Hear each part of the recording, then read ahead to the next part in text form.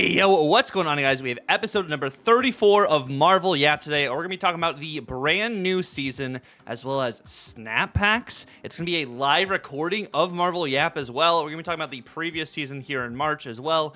And we're looking at some live hot takes from you guys. And if you guys do enjoy this type of live reaction, please let us know down below, and maybe we can do it again sometime. But let's go ahead and jump right into it. And as always, we are joined with the hostess, with the absolute mostest, live in the flesh, not my dance. How are we doing today, Dance?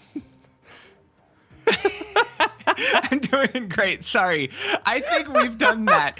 Right? It's been like over 50 times so far. But I don't think the only way we do it live, you had to do it twice. I don't think you've had to do I was muted the first time I actually tried to do the intro. I was also on the wrong scene. There was a whole lot going on there, but we are live with a bunch of the homies as well. I'm doing well. I'm doing well. We're live. We're live on Twitch today, as we did say in the previous one. It's been fun. Yep. Yeah, it is good to be here. We got Metallico, Riolo, Juice, J2, Aereo. We got G in the house, too. We also got Juice the first and the second today. It is so good to see you guys. You guys get a premium shout-out for being here at the very beginning of stream, by the way. But we got a freaking banger today, Dance. Like, we have a whole lot to go on and discuss when it's talking about March in review, the new season, and snap packs. And then we got some live takes, hot takes, potentially from our live studio audience we have right now. Do we get to hear it? Do we have the applause already? Yeah. We do already have the applause, and it looks like we got some great dance enjoyers in the house too. Let's go. There you go. There you go. I just got to make sure. I just am excited by this whole thing. It'll be a fun time. I like doing the yap talk, so I'm loving the opportunity to do it live. It's gonna be a fun one. I'm absolutely stoked about this stuff. There's a lot of obviously really cool stuff to talk about that, at least as recording. So we are recording, streaming this on the Friday before, due to the fact that, this is just the best time, I think, for both of us, as our next week's gonna be really busy. Also for the live, it's gonna be a fun thing. And just as earlier today, which, by the way, was not actually pre-planned. I think we had this day set up a few weeks in advance, but worked out very, very conveniently. This is the date that the dev update video, as well as the season pass, or the next season's coming out, all that details, as well as snap packs are a thing that we're going to be able to break down here over in our second section today. Without spoiling, looking kind of fire. If you're here live, you may not know all the details. If you're here listening to it later on, you probably know them. And I will also say, you're probably going to get me crashing a few times because I'm currently on... My internet's been dead for all week. Pretty much. I've been able to do anything. I'm actually currently on Starlink right now. Goodness gracious. Had someone who hooked me up with that. So, I mean, it's better that than nothing. So I'm taking it right now. But if I freeze up more than normal, it'll be for the reasons why, as stated. Yeah, you actually froze at the exact same time you might freeze, but anyone over here knows that internet issues just run through both of our channels now. So it just happens. We roll with it. We still yap through it. But man, if we're just going to go ahead and just dive right into it.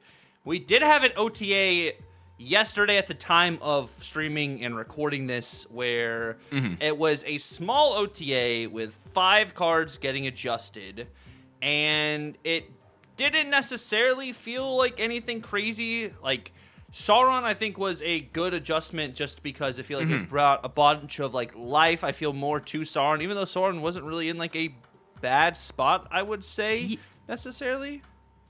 I feel like it wasn't in a bad spot, but also like they wanted Starbrand to bring some life back to the Sauron archetype. Yeah. And it didn't work. Yes. And I think they realized that, so they're like, okay, we gotta do something else here. So they moved for this. Yeah. And I think totally like it is for the curve of the deck list. And I think I'm definitely a firm believer of you're dropping the Shuri out pretty much for a long while. And I think because of the Taskmaster change, that's one of the main reasons you dropped it anyways, and now it doesn't really fit the curve the same way. But we had the Sauron change. I'm a huge fan of Sauron, so I was really cool and really happy about this. And then we did also have the Pixie change. Pixie gained a point of power, but I feel like, okay, Pixie got 1 point of power. It's not the same. I still wish, like, if Loki can be a 1-drop, Pixie should be a 1-drop. And that's just me. That's just me. I think it's the simplest logic I've heard. It's just like, why can't that and this? I don't know. It's yeah, I agree, 100%. I feel like that's where I'm at with it. Where I definitely would like I like this change. I also feel like this is a really light touch, and I think they could have used a heavier hand. Yeah, I feel like they could if they really wanted to shake things up and really bring life to this card. It's got to be something like that. Or if they're going to keep it at a 2 cost instead of shuffle, it's swap. And that's what I would do. That could be spicy. And that's what Eco was talking about. Oh, I don't mind that. Yeah, so then it's guaranteed all your cards have a different cost at that point. I like that. That's a fun idea as well. Yeah. And I know Perry loves this card. Exactly. No, I know Perry's absolutely big fan. I mean, I was running, for what it's worth, we talked about Sauron Pixies first too. My first Star Brand deck I actually wanted to do was a Pixie Sauron deck. And then both those cards got buffed. And so I'm happy about that. I don't think the deck is still great, but I still have a lot of fun of it. I mean, I remember I was playing some of the lines actually in like your Pixie list too, because I love Pixie and I love this slam aspect of Sauron. That's one of like my favorite like iterations I played way back when, and it felt good. Like you don't have to have Mobius in every Pixie list, which I think is what people forget. If you build your curve the right way, because you're building a Pixie deck, you don't have to have Mobius in it. Yes, Mobius does help for if you wanting to play out some of these 1-drops, but like in the list you were playing specifically, like you're playing out more of a mid-range low cost anyways. You're not playing a lot of like 5 or 6 drops in it. So yes, maybe one of your 5s switches with your 1 because you're running Red Skull, but other than that, you have more 3s and 1s, and you're like, okay, I can kind of do whatever, and allows you to maximize other ways instead of having to have Mobius as one of those cards in slot. Yeah, and I feel like Mobius isn't needed as much, at least anymore. I mean, he still is good, but with maybe the quote unquote biggest change of the patch or the OTA, now which by the way called it like a month ago. I'm glad I said it again. Yeah, but also like I don't know if you really need Triple M, Mobius and Mobius as much with this. Like I'm pretty still a good card. Yes, but this is, I feel like just how it should have released. Yeah, and I think with Iron Patriot too, like when I think of Mobius and what Mobius actually does need to be used for, it isn't an Iron Patriot list. When I think of Mobius's best value and like one of the main reasons you're wanting to run Mobius right now, it's more or less for the Bullseye Swarm decks instead of an Iron Patriot thing. Like I feel like that causes more of an issue than Iron Patriot. Yes, Iron Patriot does give you a draw that you can pretty much play out whatever, and it's still that. And then also Mr. Negative. Both of those decks still are really popular right now. I love having a Twitch chat, but I'm gonna learn myself. I love having a Twitch chat just to call us out on the other stuff. Hope you're all doing great. But I think this is a good change. I like it at a -3 instead of -4, which this is what we talked about. We talked about Pixie on Monday, Tuesday. This past week, we talked about Iron Patriot as well. Either it losing 1 power to be a 2/2, or it was the discount being negated. And I think the discount, honestly, is solid. Of course, we're a day past the OTA, so like we don't have like the best stats for this at the moment. So at the time we actually post this on YouTube, the stats might be a little bit different, but people are still playing Iron Patriot. They just, the downside still of not winning that lane still isn't that bad. I mean, you have a generated card. No, it's definitely not bad. I feel like, and I think part of the reason why they decided not to go for a 2/2 was because they wanted Iron Patriot to feel like you still have to you have to commit some power to the lane if you would like to, if you would like to try to fight it or fight for it, because as a 2/2, it's there's not much to really fight for, it feels like. But as a 2/3, you get a lot, there's like a lot more stuff that you can be doing, I feel like, in terms of a answer. But I mean, this was really cool. Not as cool as Twitch chat's currently being, but I had someone who is a I had one of my mods who, since Galacta released, was on the train that it was their absolute least favorite card. And I know for a fact, as they are in here in Twitch chat right now, they are absolutely stoked about this change. Because, yeah, Galacta, I mean, it's only a single point of power. But this does make it go from typically a 412 to a 411, which is very, very impactful. Yeah, I think what some of these changes are, like when it was the Iron Patriot, and like it is with the Galacta right now, these are good changes that don't diminish the value of like the card, like really at all, I would say. I think you're still able to get the usage out that you're trying to with this. Like Galacta losing a point of power, but still allowing you to have +3 on the card you play on alternate lanes is still really solid. You just can't, juice her up, I guess, quote unquote, as much. And then like Iron Patriot stuff too, like it's just, these are good changes that were needed, and I still feel like these are like testing changes. These are like placeholders to see if they have like a relevant impact on the meta with this right now. Will people be steered a little bit further away and maybe playing these cards a little bit less?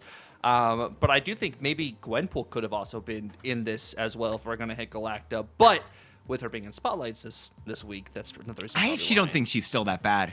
Yeah. I'm on the camp where I don't think she's that bad. If we're gonna talk about season pass cards that should have gotten hit, yeah, I don't know. Sam Wilson, really? He's not a 2/2? I don't get it. I don't get why Sam Wilson isn't a 2/2. I do think the best part of Galacta, the best part of Gwenpool for both of them is images on them. Yes. I think that is the strongest bit. Yeah. And as Twitch was saying, like Gwenpool being random makes her worse. And Galacta, you always have a guarantee of where it's going to be hitting. So I feel like, and again, I do think, Galacta's still fine. Galacta's still solid. As I love the fact we can just we're kind of bouncing off Twitch chat here as the third. But Galacta is still solid. I think she's fine. I just think that this is, again, feels like this is just right where they should have released the card. And as we talk about the new season here in a little bit, I really feel like this is that, like, they've done potentially a better job of that balance for the new season, where I think it's probably going to be coming out a lot more balanced than we potentially think. But yeah, even without Sam Wilson going to a 2/2, I still think this is good. Because actually, wait, there was one more change. No, there was one more change. Yeah, and I was going to say still, like, I'm not saying Gwenpool is like overpowered or anything by any means. I'm just saying, like, what she can do can really just, like, elevate a lot of these potential circumstances. And it really puts into perspective this 4-6, now 4-5 kind of stat line on how this kind of impacts the meta in a sense. Because I feel like, of these other 4 drops at the moment, there's probably, like, a handful of 10 that are in use out of, like, probably, 20 to 34 drops. Even with Zabu's, change, and like with the Scar stuff. And then we also get freaking Ghost Rider goes to a 4/5. I love your split. I keep forgetting about your split. Holy Dubs, thank you so much. Oh my goodness. Oh my gosh. My goodness. Thank you so much. I think my internet died for a second, but right, Ghost Rider is now 4/5 here. Thank goodness that they allowed discard Cerebro 5 to be a thing. That's what we all really needed, especially with Khonshu. It's just actually kind of fire. So that's absolutely great. While Tucker's just adoring Twitch chat right now. But it is, what is it? Yeah, so it's gonna be kind of wild. I think these are gonna be pretty interesting.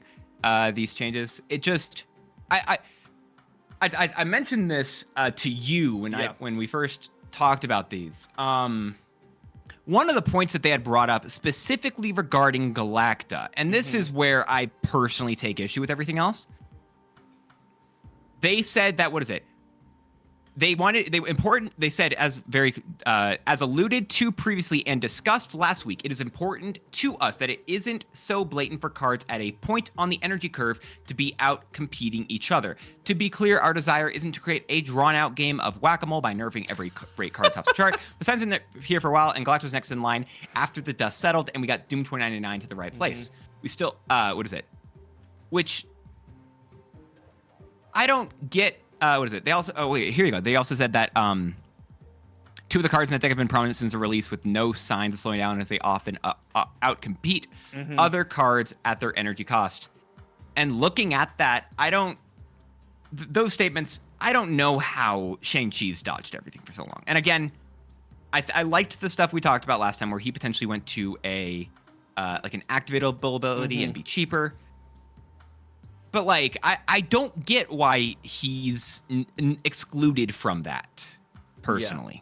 They think so. Like they're talking about all these reference four drop cards, and they have Shang-Chi in a completely separate category, pocketed away somewhere else, even though he was in like over 45% of the meta. Like they're like, well, this card. They're like, no, that is the teacher's pet. That's the teacher's pet over there. We don't. No. We understand. Listen, we understand that some kids in this class are above rate, but. No, that's the teacher's pet. We don't touch him. We don't talk about him. He's fine. Listen, I'm fine. I just want them to either say that, or I don't know. That's just personally where I'm at with Shang-Chi. He exists just to do what he does, and he does that job very well. But also, like, could he not? Yeah, I don't know. It's like he does his job. And I think people hate losing to Shang-Chi, but it's like at the same time, like you can tell when it's a Shang-Chi snap, and you play around that, right? And like I understand like the hating Shang-Chi, like hating Mobius, you know, like hating Hela and stuff. But like some of these cards, like opposed like a Hela to a Shang-Chi, like to a Hela, it's still RNG dependent. This card's gonna land in a random spot, hypothetically. Yeah. Whereas Chi, you're like, okay, well my card on the board is about to just get absolutely slaughtered. I'm sacrificing it here, so I have to play around it, kind of thing. But it is interesting. I wonder if there is something they can do with that. The activate I thought was an interesting idea. I don't know exactly how it would work actually, in game opposed to just in theory. But it is very interesting just to hear them talk about that slot of 4-cost cards, and then Zabu the way it is. And kind of just see how that correlates, because prior to this whole entire conversation, right, when you thought about the 4-cost card slot, you're thinking of like before, like, I guess backtrack even more. Cold Obsidian, you're thinking of Crossbones, you're thinking Typhoid, you're thinking like Ares, you're just thinking of Scar stuff. And then once they nerfed Scar, the 4 slot evolved a little bit more and became more of a mid-range style, iteration, and like you're seeing a little bit less anti-venom and stuff, everything too. So it's just very interesting to see where this game is continuing to, is it progress? Yes, progress. Yeah, progress. And I think even this next season, it's still, I'm feeling more mid-range, kind of not low ball, but mid-range style decks opposed to a huge turn 6 power bomb like we saw with Khonshu this week. Yeah, no, I definitely agree with that. I will say, by the way, as I'm seeing a lot of interesting points in Twitch chat, I will say, if y'all would like to actually have us personally react to those individual things, right now there is a channel point redemption where you can give us either a hot take, a question you want to ask us, anything along those regards, that at the last segment of today's Yap, we will be responding to those, talking through a bunch of those, and just yapping about them. So as I'm seeing a lot of really cool and interesting takes, I just wanted to remind people, hey, please give us those takes, give us those questions. We're going to try to respond to them. That's just going to be the personal list of questions that we'd respond to afterwards. We're not going to be responding to every single one asked, but I'll plug that here nonetheless. As we look back basically at this whole season of cards, Tucker, Seed Pass card Agamotto, I just want to ask straight up, do you think the card is too good or too bad? Or is it just like fine? Like, what do you think? How has Agamotto landed for you as time has gone on? I think Agamotto is okay. I think what happened with this card is the first week that Agamotto came out, the card in Spotlights with Agamotto, or the Spotlight card at the time, was Isan. So it pumped more Agamotto play rate opposed to Isan play rate. So you were seeing a lot more of it. And then as the season progressed, Agamotto's play rate kind of died down a little bit. I'm not saying it died down a lot. And like, I like the idea of spells. And there are some spells that are better than other spells. But I didn't feel like this was an oppressive card. I thought it was a really cool new concept season pass card, and I liked how it added new kinds of styles of decks, which was really cool. And then we also had like a Loki change at the same time, and you could kind of play around that, and like it was really cool for like making clips and maybe stuff like that. But I think it's a good card, but nothing that I'm like, man, this card is disgusting. Why do they actually add this card to the game, kind of thing. Yeah, that's kind of where I'm at with it. And I think as what was it, Badufri in chat saying, uh I think that yes, some of the cards or some of the spells are like really good, and actually I think all of them are just really good, just cards that you would typically want to play on rate. But the fact that you don't get any consistency with them, you don't get any additional ways inside of those cards to draw cards, I think personally kind of balance themselves out because an extra 4 energy for the next turn, especially with places like Wong, like or was it like a Kamartage that make them happen twice, very insane. But and I'm personally of the camp of, and this is as I'm seeing Twitch, I disagree. I think the wins is fine because it's just a feels bad card. In stats wise, I think it's actually doing fine as well because you can counter it simply with a tech card like Luke Cage. And secondarily, I also don't think that I just don't think that they're actually that good because of the lack of consistency that you have with them. The differences between them and like Thanos' stones is that you can draw still the same amount of cards that you can with Thanos' stones. Yeah. Agamotto's spells don't give you any additional way to draw cards. Your best option there is King Eitri or Adam Warlock, kinda, and that's, I don't know, not great. Yeah, I think that's very interesting to think about too. I remember when these cards in the new season started, they said that the spells weren't going to work on locations. I believe that is something I saw, and like it is interesting we've gone through the season that they are working on locations and they haven't addressed that like at all. So I think that also is kind of the feels bad moment too in some of these interactions is that the spells work on locations. And I think that probably also would dial down maybe some of our thoughts on Agamotto or maybe decrease his value. So maybe that's why they haven't adjusted it until the season's over, and then he's not a season pass card, so they can't sell the card anymore. But I feel like they're waiting for a patch to do this because I feel like they want to do a big patch where they can just fix how spells work with a bunch of different stuff. And it's not just, and I think it does work out very either fortunately or unfortunately, depending on how you view it. In terms that the patch is going to be able to be the next, what's it called? Like the next time we're that's past season is what I'm trying to say, but I can't English for the life of me. But that means that. Right, you can't a bunch of things where they just specify character instead of card. So copy a character you play here. For example, cloning bats. Dracula is also being mentioned in Twitch chat. Dracula discards a character from your hand and gets that power. So stuff like that is I feel like they did like 2 things with that with Gwenpool and what's it called and Alliath. Dracula or Alliath. That's who it is. So I just kind of feel like if they just take that idea, that knowledge, and just kind of put that across everything else, I think, again, I'm not going to mind it. But the fact that Aunt May's, that Vormir, that, or maybe Vormir does work, I don't remember. But like Negasonic doesn't work for things like that because, yeah. I want to say real quick, I'm saying Alliath is great. I'm saying the changes for like Alliath and Gwenpool are great. I just want them to do more of those. Is I think where I'm at with text spells. on a lot of cards in the sense of like making it so their abilities make more sense into the spell interaction. And I think the more spell cards we get in the game, hopefully they make that adjustment. I don't know necessarily how hard it is to do that kind of text change adjustment, but if they can make it, just across the board, this is what happens with any of these interactions, then we'll be solid. Yeah, that's kind of where I'm at with that as well. I feel like that's a very simple way that I think that I would probably want. But again, I mean, for what it's worth, just in terms of I'm going to go top 50% of Infinite over the last month. Agamotto's got a 51.9% win rate, average cube rate of 0.08. Popularity is actually probably one of the lowest I've seen for a season pass card at a 16.6%. Okay, still better than Symbiote Spider-Man. Still better than Symbiote Spider-Man. But also, I'm kind of I don't know. I feel like this card is kind of well balanced because of just you don't get any consistency here. You just have to hope for the best. Yeah, no, I don't hate it, but like, if we're gonna keep progressing through the new season cards as well, or actually going back to Agamotto, we did rank the spells for Agamotto. Oh yeah, okay. How do you rank them now? I've got the list next to me. How would you rank them now for yourself? So I think right now I would probably go images, bulk, winds, temporal.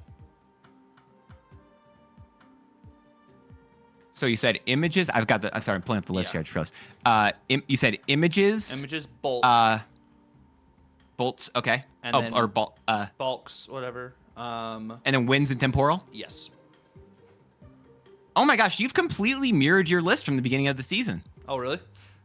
Beginning of the season, at least according to my notes, so I'm hoping I'm right. The number 1 was temporal, number 2 was wins, number 3 was bolts, and number 4 was images. Wait, that doesn't sound right, because I definitely put images as my top. Maybe it's kept the same for you. I think it's kept the same for you then, because maybe I said it was favorite. I don't know. Maybe I wrote this backwards. Who knows? Anyway, I like that. Because I definitely thought I said that I like the images the most, but I also but my wins is number 1, so who cares? Anyway, because what is it? I think I'm probably just in the same place. I don't have a good answer there. It's just like I think it's images, bolts, temporal, wins. I think it's maybe I swapped the last 2 there, but like otherwise, I feel like they're all still really solid. Images, the power of images are so good. Oh my gosh, like as there's a reason why Galacta got nerfed. Why Gwenpool's just so good. It's fire. Yeah, no. I like it a lot. There's a lot of things to like. But like without taking forever on each and every card here, because we do have a couple other sections we do want to get to today. I just feel like that he's a card that is very that has gathered a lot of attention as the first as a season pass card. Tuck, how would you rate the cards for this season? We had 6 in total. Yeah. In order of release, we had Agamotto, Isan, Starbrand, Firehair. Then we had the first Ghost Rider. Then we had Khonshu. And as time has gone on, where are they ranking for yourself here? What's your ordering as you're dying? Also, thank you so much, Super Tech God. I really appreciate you, King. You guys are freaking going crazy. Love you guys. Holy. So in order of, do we want to go in order of fun or do we go in order of strength? Like, I don't know. There's your a lot personal of ways. favorite. Just how do you rank them? However you rank them. It doesn't matter if it's for fun, but when you're ranking them, it can be based off fun, based off of competitive, whatever you want to call it. Firehair is still my number what's that one. for you? Firehair still totally is my I love Firehair. Firehair is just I loved using Firehair also in like high voltage and stuff. Like that was just incredible. Oh yeah. I'd probably go Firehair. I liked Khonshu. I gotta say, I liked Khonshu. Khonshu still is the combo heavy dude, bro. Like, granted, so is Firehair, but like Khonshu, I feel like I had to do more to do the combos than I did with Firehair to do the combos, if that makes sense. So probably Firehair, Khonshu, Agamotto, Starbrand, Isan, and I still have not played a single game with the first Ghost Rider. I have the first Ghost Rider, but never played a single game with it. Not even in your Khonshu decks? No, not even in my Khonshu decks. In my Khonshu decks, I was running Grandmaster instead of the first Ghost Rider. So, like, I haven't played first Ghost Rider at all. I didn't have first Ghost Rider on Khonshu Day. So, I haven't done any testing. Also, welcome in Binks. Thank you so much for the raid. How you doing, bro? You goat. Welcome in Binks. As I feel like we're going to be saying a few times, because this is obviously live today. We're recording our podcast, Marvel Yap. Yep. Welcoming in the Binks crew. Hope y'all doing amazing today. We're currently just chatting about what we're ranking our previous cards from this season. Yep. And I will just tell you, that's the exact same list, by the way, that you had at the beginning of the season. Like, wait, what you in that pre-ranked order? Everything. Are you serious? Except for first Ghost Rider and Isan. And I bet if you played a single game with first Ghost Rider, maybe it would change. I bet honestly, so like, what I really liked about Isan, okay? So like, this was kind of copium, kind of maybe not copium at the same time, is with Isan, I was playing Black Knight, and you know how much I love Black Knight, and getting the Isan value from being able to pull the Ebony Blade. You also had, overpowering Iron Patriot. You also had Valentina. So like, there was different outs to the list, which was really cool. You also ran Hulkling. You get Hulkling value the time while you're playing it too. Like, there were so many different ways to mess around with Isan and stuff. Granted, his best home is probably going to be more like Airshim, and I don't play Airshim. So like, I didn't get to use that aspect of it, but he was still fun. Yeah, no, I'm listening to you. I'm really listening to you right now. Sorry, I'm really listening to you right now. I'm really listening to you. But with that in mind, of course, with that in mind, What about you, Dance? What is your ranking of the cards? I feel like I think Fire Hair is still my number one. And I feel like I went into the season expecting more out of these cards, but I feel like I keep going into these seasons expecting these cards to be a lot stronger than they are, and they aren't, and I'm kind of loving that. I do want to say. Okay. But I feel like my number one would probably be Fire Hair still. I think that's what I had previously. Number two is, I think it's just is it really? Would I say Agamotto? I think it might just have to be Agamotto. Yeah, I feel like it just is Agamotto. No, it's Starbrand. Number two, Starbrand. Then it's Agamotto. Okay. It's Starbrand, Agamotto, just because I really like that Pixie list. Then it goes Isan, first Ghost Rider, Khonshu. Khonshu, you've last. Okay. I've tried. I feel like I've played Khonshu for hours, and I bet that I've just had bad matchups or just whatever, and there's other reasons, or maybe I'm just bad at the game, which is honestly a very more likely possibility than anything else. But I've gotten the combo done, and when I do the combo, it feels like such a big amount to do that it's so difficult to feel like it's a worthwhile payoff at the end of it. Well, it's like, and would you rather play Khonshu, where you have to hit the combo like every time, or Bullseye, where you have a bunch of different outs and it just feels more consistent, you know?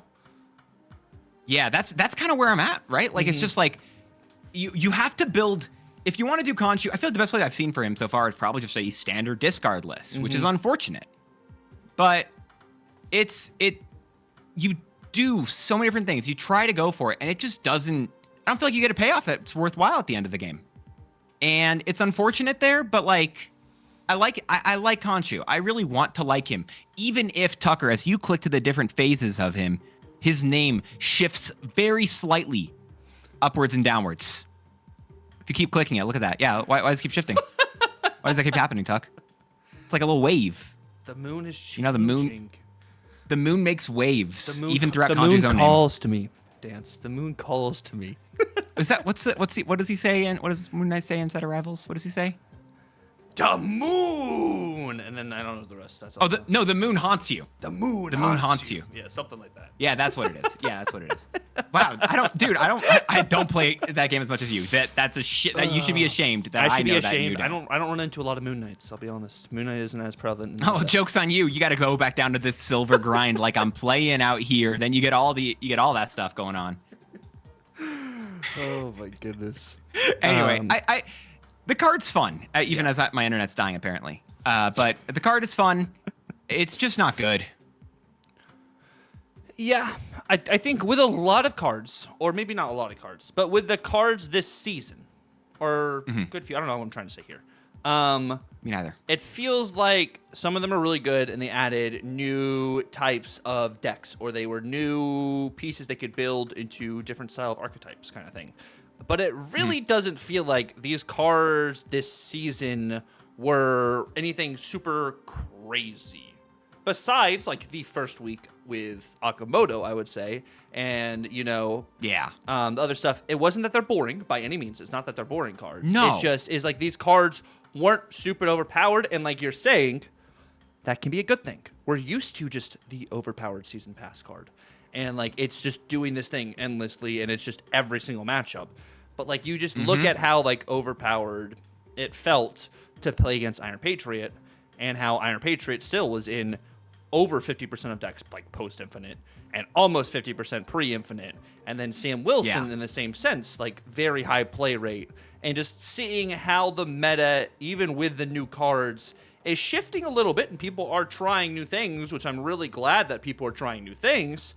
But it didn't shift in such a sense where it's like, well, this card is completely OP and oppressive, I can't do anything. The meta's still pretty wide open, and a lot of decks can win. It's just about knowing your matchup kind of thing. Yeah, no, I agree with that. I feel like it is just... I feel like at this point, it's just kind of like, okay, all right, a lot of these are just fine, nothing crazy. But, and as a segue here, I kind of feel like next season's going to be pretty similar, where a lot of these cards, they're going to be fine, but not crazy. think starting off here, by the way, this is the brand new season pass card that is coming out on Tuesday, or today, as the time this video is live. Tuesday, innit? As she would say. That's why we said it's Captain Carter. We did watch the dev video, and I believe all these cards are the exact same as they were in the dev video as well. And then we have also going over in this section, we're talking about the new cards, and we also will be going over snap packs. So this will be a longer segment probably, and we're going to try and dissect it as much as possible because we don't have every single finite detail when it comes to snap packs, because what they say in the blog post is there's still more info to come. But we're just going to be either inferring or just dissecting what we have so far with the blog post as well. Yeah, and also we'll be talking about Dum Dum Duggan, as even though he isn't shown in the video, he isn't confirmed, I feel like we did in the last season. I think when we didn't have the information, I feel like it's just better for us to talk about all the cards that are appearing to come out in this season. And so if Dum Dum Duggan doesn't come out in this season, ignore him. He wasn't a part of this bit. We'll just pretend like we didn't talk about him whenever we do the review. But if he does come out, it means that we've got the review done a little bit further in advance, and so we can talk about that bit. Because it just, I don't know, makes sense.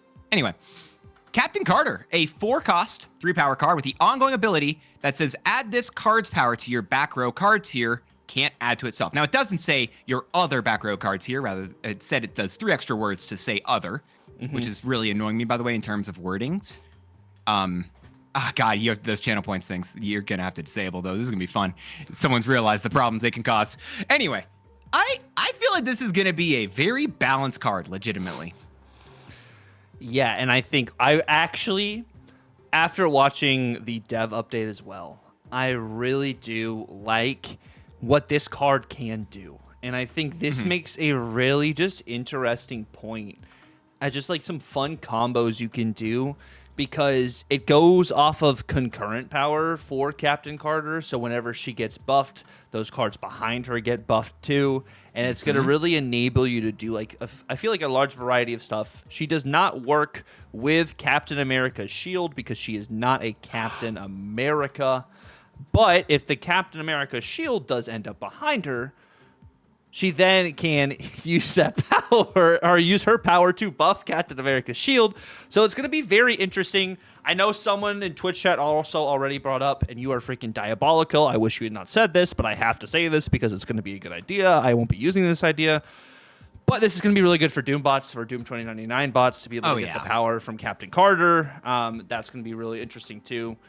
And I think it's a new type of like ability too, because it's a back row, so it is the third and fourth card in that lane that gets the buff, opposed to the first and second card you play. So order of your plays is gonna matter, which I think adds another like layer to, like, you know, your strategy and stuff when you're playing Snap.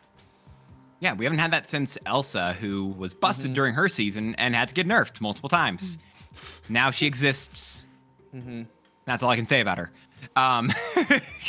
But I think Captain Carter is, I'm really stoked about what she could potentially do. The fact that, like you said, it does add its concurrent power. So a blue Marvel, Captain America as well. Like a lot of other cards like that, I feel like are going to really power this card up in a really fun way. Spectrum as well, very simple card to combo. I think there's really good stuff you can be doing there. I will say in the video, you see them running a wild deck. I don't know what the deck is, but they're running cards with, and I just want to list a few of the cards that I do see here inside the deck.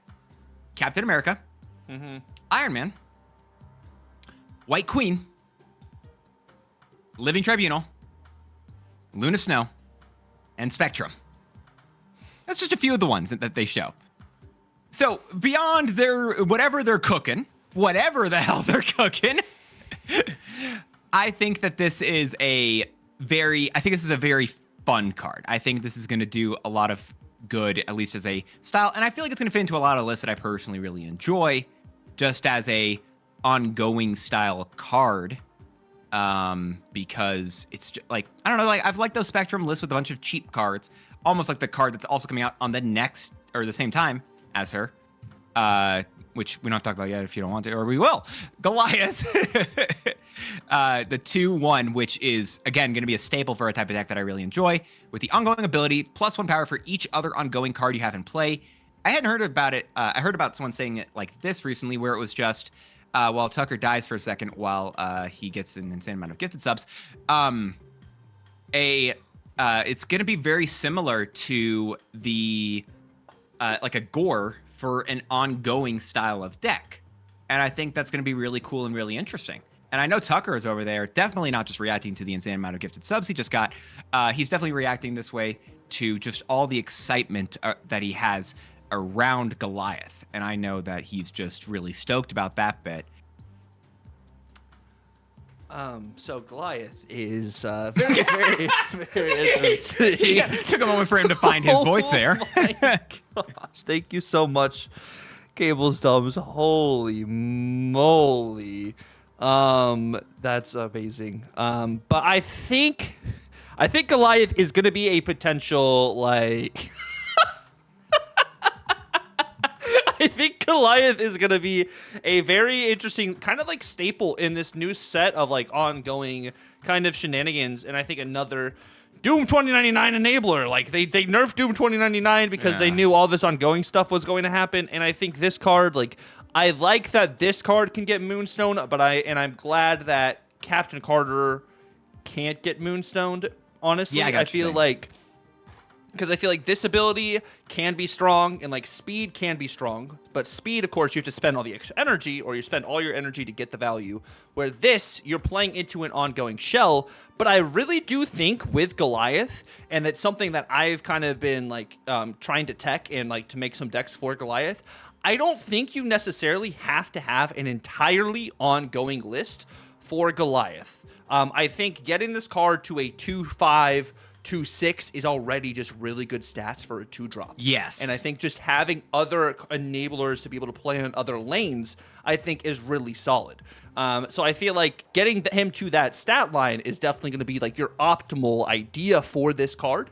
But I don't think you have to get him to a maximum 210, 212 like every single time, because like you kind of want to be able to play cards that are competitive. And like, I'm not saying all ongoing lists are in like not competitive, but like I built like a mid-range Agent Venom list for Goliath, playing like 5 or 6 different ongoings in there, but also giving him an initial little jump, because I feel like the mid-range shell with ongoing already was very interesting, and people have started to play more of that, even if it is like a Havoc, you know, Athena kind of list and stuff. And I think Goliath kind of can play into that similar shell like you had during the Agent Venom season. Yeah, no, I like that. I mean, let's talk about the decks. I mean, yes. So we have more cards that are coming out this season, and we'll rank them in a bit. We are going to change scenes real quick so I can get the decks on a bigger screen. Spoilers, spoilers, spoilers. Spoilers for everyone as we do pull up. We're going to talk about Dance's list first, and then I will show you guys what we are working on as well. Or did you die? You died, but you're back now. Okay, I died. Got it. You're back now. I didn't know what happened. Anyway, like I said, my internet's garbage right now. So, anyway, my internet sucks right now. I'm dying. Anyway, I mean, right, this is just the kind of list that I really enjoy currently, and I really, that I have enjoyed for a bit. And I actually think that, especially with the shield being able to be moved, it does give you some really fun abilities to make sure that Captain Carter can be in the right locations at the right time. I like it a lot, as well as I think that Cosmo is just an insane card inside of the deck, as well as Ravonna is another really good synergy piece because it becomes a 1-cost card with Ravonna. And I don't know, I feel like this is just going to be really powerful. I like the stuff you can do here. And I think Cosmo, especially just inside of ongoing lists, is I think that's just a generic tech card for Cosmo side, I will say. If you want to outpower, you go speed. If you're dealing with affliction, you go with Luke Cage. If you're dealing with Mr. Negative, you can also then just go with a Mobius. Like, it's just that's kind of just your tech card slot, just as generic things there. Otherwise, I really like all this stuff that you can do here. I think it's just a really fun pile, and it's got me stoked. Yeah, no, and I think this makes a lot of sense. I think one of the main cards in this list, honestly, and they talked about this in the video as well, is just Sam Wilson, Captain America is just a free ongoing card you have on the board already to start for your Goliath. And I think it also is a good card that you can use to protect your Goliath, because I do think this week there's going to be a lot of Red Guardian. And like Red Guardian's meta share right now is down to like 16% opposed to like the 25-30% you've seen more in the meta recently. So I think this week is definitely going to be another point where you're going to see him for Captain Carter and for Goliath. And honestly, wouldn't be surprised if you do see a lot of Enchantress this week. So having that with Cosmo is a really good shout too, to protect a lot of these cards for, you know, future plays and stuff. So I really like that idea. And the Ravonna value works with a variety of cards in here. She works with 4 cards, which is really good in this list, which I like. And then, of course, allows with those 4 cards too. 3 out of 4 of those cards gives you Moonstone value, which is really awesome. So really do like that. No, I will say, by the way, the fact that they're so willing to say like Captain Sam Wilson's just is that valuable here, because, you know, why wouldn't he be a 2/3? Yeah. Anyway, why not? I don't know. But this is what I was kind of thinking of here. So yeah, this is kind of similar to what you're playing as well, except I'm doing it more into, goodness, Thomas, thank you so much. Holy. I really appreciate it. But like I have some similar cards in here, but this is still going on the concept of, in my list here, I don't feel like I have to have as many ongoings because I have the Agent Venom ramp and I also have Bast. And Bast allowing you to be able to, of course, your Moonstone getting hits and going to 3 power maybe is not great, and probably isn't, because, you know, you're losing 3 power. But if you look at the way these ongoing cards are working, they're more of a kind of global or adjacent lane kind of interaction here. So you're able to actually get the value from Moonstone, even at just a 3 power there. And then you also have Iron Man, you have, you know, Goliath ongoing, you know, Adam Warlock allows you to draw your cards. Like, I feel like there's a couple different routes, and like this isn't, of course, like I don't think the final build. I think this, of course, just like you're saying, is also meta dependent in some of these 3 cost kind of card slots, what you actually want to run. And I have Juggernaut in this list as my tech 3 drop in here to kind of potentially save some of these lanes from an Enchantress or a Red Guardian, because I really do believe we will be seeing a lot of those this week. No, I think that this list, honestly, I think this is a really fun idea. I will just, if I had to, I think it's Juggernaut Moonstone swap for Ravonna Cosmo. And I think you do that change, and I think this list is pretty fire. I'm not going to lie. But I do like this style no matter what, because this is just, it reminds me kind of similar of like this like Bast-ish kind of deck that's been existing with Agent Venom for a hot second, and that's always a fun style deck. It's a deck that I've been trying to play recently and realized I can't do amazingly well with, but I do like what this deck is going to be doing as well. This just seems like a really fun pile. But then you don't even have Captain Carter in here, so what's your Captain Carter deck potentially looking like? So you could put Captain Carter in here, but I also was kind of thinking you might put Captain Carter in this list potentially instead of Claw. You could do some Thanos kind of Zeus style in a sense, but using the ongoing-esque for the stones instead of necessarily playing like Squirrel Girl and stuff. And I think with that here, you have the Spectrum value, you have Marvel Boy being able to buff cards as well. This is also a list I think that could be kind of changed around depending on your meta and stuff too. So it's going to be very interesting to see what happens in the large scope of the new season. But I think Thanos Ongoing has a good opportunity to be able to come back just because there's a bunch of different enablers now. And I think with Goliath, 3 out of the 6 stones do have ongoing abilities, being the Power Stone, Space Stone, and Soul Stone. So those 3 are 3 cards that can give you buffs for your Goliath, as well as Mockingbird value, Marvel Boy value, and then, of course, Thanos value. So like, there's a bunch of just different ways you can kind of mess around with those. No, there's a lot of, I think this is going to be another really great place where the deck can exist, and I feel like it's going to be pretty fun as well. I don't know what the final version's going to be yet, but I like this as well for a Goliath style of deck, because I think that especially Goliath is going to be an absolute blast inside of Thanos. And y'all are looking for a breakdown, of course, of what's good with the new cards every single week. Not again, Plugger Tug? Oh God, no, Tucker Plug. Sorry. Oh God, sorry. Had I don't know what was in my throat right there. Anyway, he does Fire Bust each week. they're really good videos. Anyway, I'd like to talk about the next subject rather than focusing on what I just said. Yeah, you guys here on stream are actually seeing these decks before they are live on the buy or bust video tomorrow, which that'll be live. But we do have the next card that we're going to be talking about coming out this next season is going to be Kahori, I believe. That's how they pronounce it. Kahori, yeah. Kahori, something of that nature. I think it's Kahori, I think is it, but we'll make do. Yeah, 4/6 on reveal. Each card in your hand gives one of your cards in play +1 power, and that looks to be the like one of each card. Like, and so it could be the same card multiple times or whatever, or just a bunch of different cards, kind of random.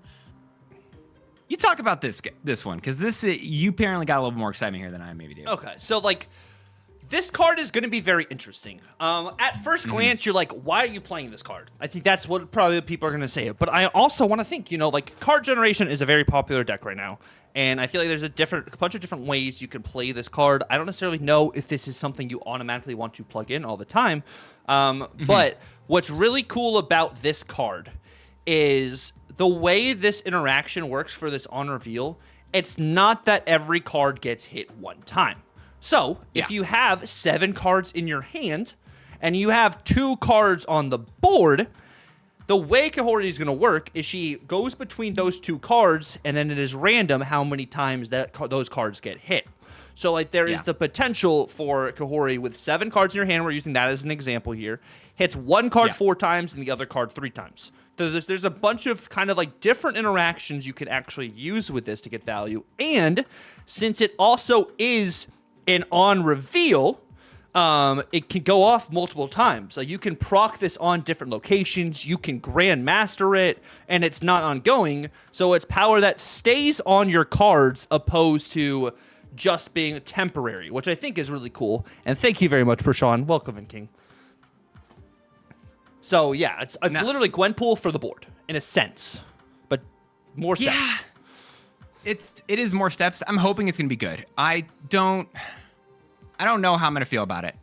I feel like I need to spend some time on this card. I'm actually need to play with it a little bit, and I just don't know if I'm gonna be. I just don't know how I'm gonna feel about this. Honestly, I want it to be good. I don't know if I expect it to be good. Yeah, I think this is gonna be really fun to build for, and that's what I'm excited for. And like, you like hand pump. I honestly, I haven't played it in a while, but I do kind of like more of the board pump kind of style decks. Like, I mean, I'm an avid Scarlet Spider advocate. And so, like, this, of course, helps that. And I think people are in chat already talking about Nomura. So it's, in a sense, kind of similar, but you build around it differently. And, like, if you get to ramp her out, you also can get the value there. Ramping out the card, it's just going to be really, really interesting. And I'm excited to see what you can do with this card. But I think this card is going to have a harder time finding homes. And I think this will be another kind of situation where, like, Clog might be very relevant during that week, as well as Ronin and Gorgon and stuff to counter the fun that is happening, because that was the thing. And then also, like, during Nomura's week, people didn't want big Nomura stuff, so they added Clog, so you weren't able to get Nomura value. So it's going to be very interesting to see. I feel like this is one of those cards that is going to be easier to counter than some of the other cards coming out this season. Yeah, I agree. I don't know. This is one that, again, I get it. I'm not. This is a card I'm not sold on. Yeah. I don't want to spoil our rankings at the end, but this may or may not be the lowest one. Just due to the fact, like, I just don't see this giving you enough value, straight up. And I could be wrong here. But when I'm looking at this card, I'm looking at the stats that it's probably putting out on the board. I don't feel like it's putting out enough stats for me to be like, yeah, I like this. It just, kind of just, the more and more I look at this, I'm like, well, okay. So, like, I'm not trying to be, like, the most high on this card. I'm not trying to do that. Sure. But I do think this card can actually have some really cool upside if playing around the right way. Like, you're thinking every single time, top end, 7 cards in your hand. Whereas I definitely feel like with this card, it really boils down to what you have on the board, where you can really get a lot of value, potentially even just 3 cards in your hand, giving 1 card plus 3 power on the board, or the way you can distribute it is just going to be really interesting just to see how it works. And what I like with this opposed to like a Nomura is like Nomura, the cards have to be completely separate on the board in order to get the value there. But I think this is going to add a new way to play certain decks. And I think that's what I'm looking forward to, is just like it's going to make some sort of like, I actually hold my cards in my hand this turn because I know on turn 5 and 6, I'll be able to play these cards out and get more value than the cards I already have on the board. So like, it's just going to be interesting, but I can totally understand being low on the card because this also feels like a way more combo heavy card than some of these later cards this season. Yeah, it does feel more convoluted. Yeah. And that's probably why I'm a little bit lower on this, right? If it just said give maybe like each, what is it? Maybe if it said for each power this has, give one of your cards and play plus power, maybe something like that. I don't know. Maybe it's something like that, and that's very similar, right? Wish. But at this point, this is I'm very much more middling on this. I'm willing to happily be wrong on this, as I always am. But this for me is a little bit lower. But if we're going to talk about the next one or the one after is the one I think I'm really stoked for. This next card, I think, is the most anticipated card since Arishem and Haiva. I'd say Agamotto even, actually. I think Agamotto fell flatter than people meant, but I think as we were looking at him, I think we were looking at a lot of really fun stuff. And this card, if you want to go ahead and... Infinity Ultron. Now he's gonna have on reveal as a 5/6. On reveal, add 2 of Ultron's stones to your hand. Those are Infinity Stones, not like my wording flub from earlier. What? Anyway, there are a bunch of different ones. I don't know which ones you want to go for here first because we'll talk about all of them here. I think Space Stone as a 3/4. On reveal, move the lowest power enemy card here to the location of Infinity Ultron. Then you've got Reality Stone as a 3/1. On reveal, add a drone here and set its power to Infinity Ultron's power. Do you think this drone is the one cost drone? Yes. Okay. That's like a predetermined name, I think is why I would say that. Another 3/1, the Time Stone. On reveal, put a card from your hand here. 3/2, ongoing. Your on reveal abilities here happen twice. 3/2, on reveal, double Infinity Ultron's power for the Power Stone. I don't know if I'm saying all the names of the stones, so my apologies if I'm not. And I think the last one here is the 3/3 Soul Stone.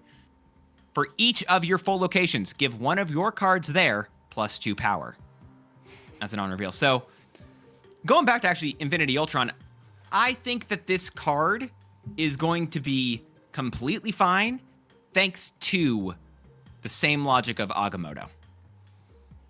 Yes, and I think in a different sense than Agamotto, the way Infinity Ultron works is more similar to a Kate Bishop because you add 2 stones to your hand.